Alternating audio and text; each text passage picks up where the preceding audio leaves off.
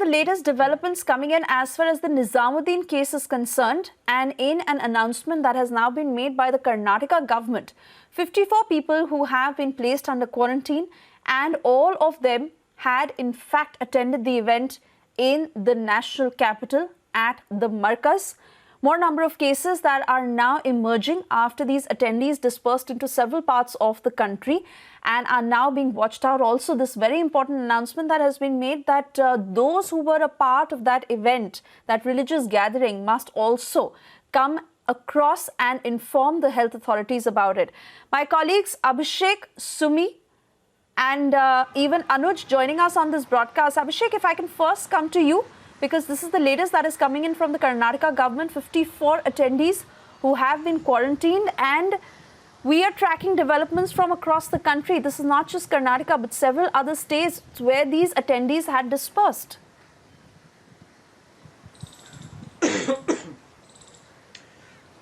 Well, Suesha, it's a national tragedy that is panning out, and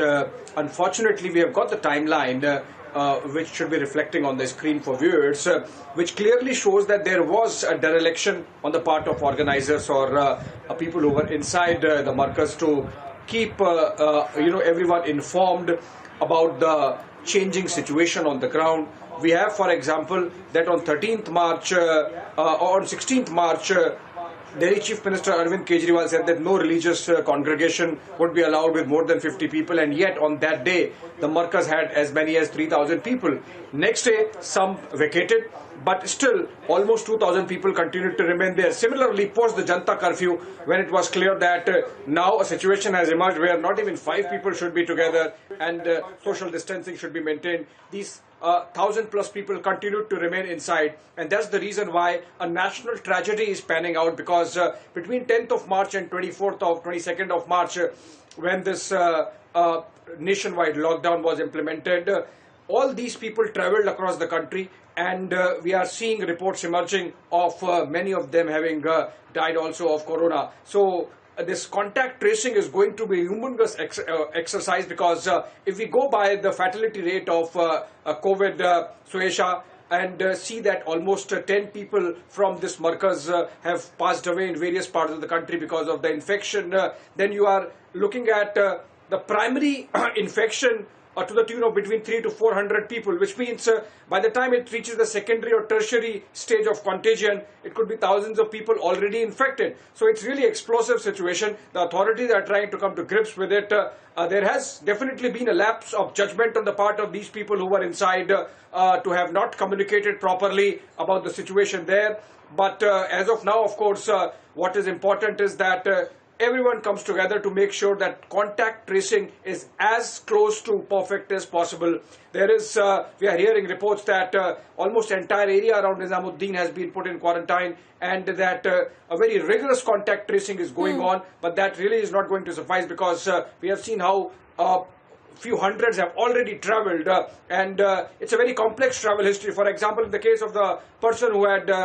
died in Kashmir, this Jamaati had travelled from Delhi to Jammu by train, and then by flight from Jammu to Srinagar, and then in Srinagar he had travelled around many mosques, so we really don't know how many he would have infected. Similarly for the rest. So it's a very serious situation so far as the Markaz infection is concerned, or Markaz as a hotspot is concerned, and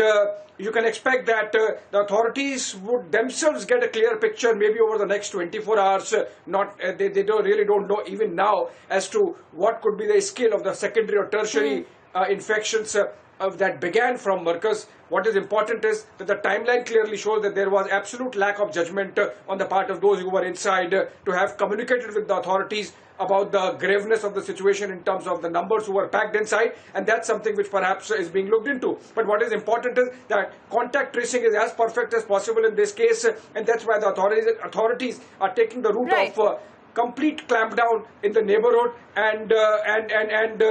individually going door to door to make sure that everyone is accounted for.